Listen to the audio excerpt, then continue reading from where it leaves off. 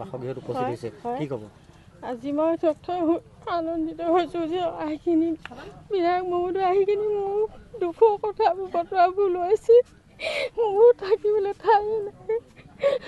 সেইকাৰণে মই অকণমান শান্তি পাইছোঁ বিধায়ক মহোদয় আহি মই অকণমান সহায় আগবঢ়োৱাৰ বাবে মই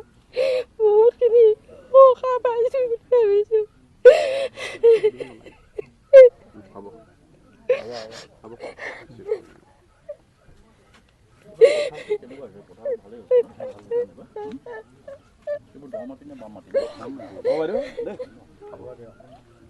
দিয়ক আপোনাৰ ঘৰটো ধুনীয়াকৈ হৈ যাব দুদিন হেৰি হ'ব টাইম লাগিব দেই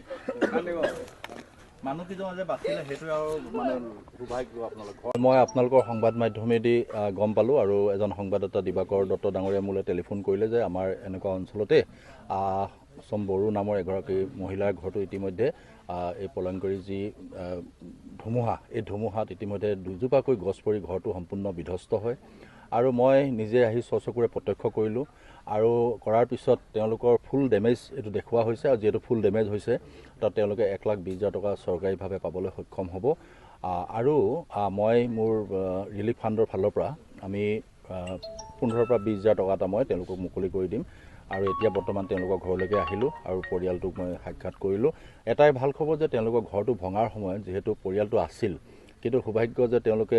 নেদেখাজনৰ কৃপাত তেওঁলোকে অন্ততঃ পৰিয়ালটো সুৰক্ষিত হৈ থাকিল